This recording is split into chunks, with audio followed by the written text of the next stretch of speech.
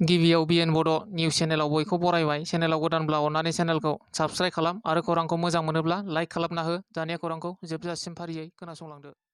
EM Ranjit बसुमतारीनि UPPL दोलोनि जौगालु हाबा मावनायखौ मोजां मोननानै चिरांनि लाइमुथि प्राइमारियाव बिपिएफ आरो गुबुन दोलोनिफ्राय गासै 50 नखरफोरा इउपिपिएल दोलोआव आखाइ हमफैदों।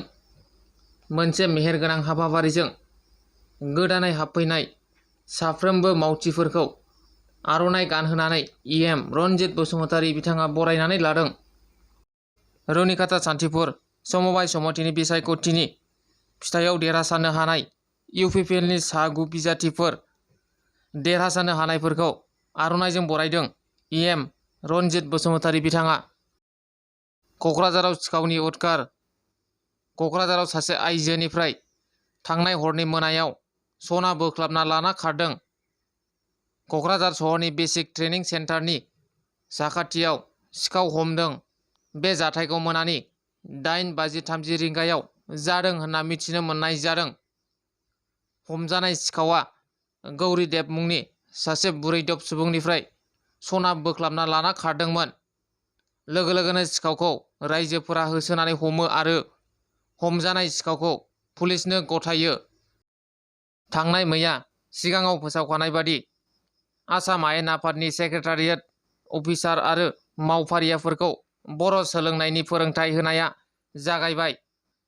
बर' राव सोलोंनाय आरो रायज्लायनायनि फोरोंथाय होनाय हाबाफारिखौ आसाम आयेन आफादनि गाहाय बुंथिगिरि बिस्वजित दैमारिया बेखेवनानै होदों। मिथिनाय बादिब्ला आसाम आयेन आफाद सेक्रेटारियेट अफिसार आरो मावफारियाफोरखौ बर' राव फोरोंथाय होनायखौ मोनसे बाहागो खालामनाय जादों।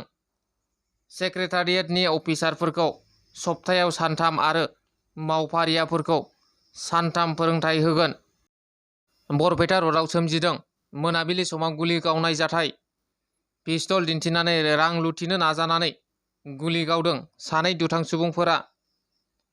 सानै दुथांफोरनि मादाव सासेया रायजो राजाजों हमजायो आरो गुबुन सासेया खारग'लांदों। मिथिनाय बादिब्ला सानै दुथाङा हेलमेट हमना पालसार बाइकजों फैदों आरो सिएसपि सेन्टाराव पिस्तल देखायनानै रां लुथिनो नाजाना गुलि गावो।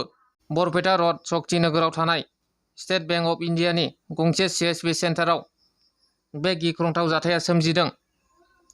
सरासनस्रा सुबुंनि महराव रां दिहुननो बादि सिएसपि सेन्टाराव हाबदोंमोन दुथाङा। नाथाय एसे उनाव नारा नाथार गुलि गावलायनाय जाथाय। बे जाथायखौ खोनानानै साखाथियाव थानाय रायजो राजाफोरा सानै दुथांफोरनि गेजेराव सासेखौ हमनानै पुलिसनि आखायाव गथायना होयो।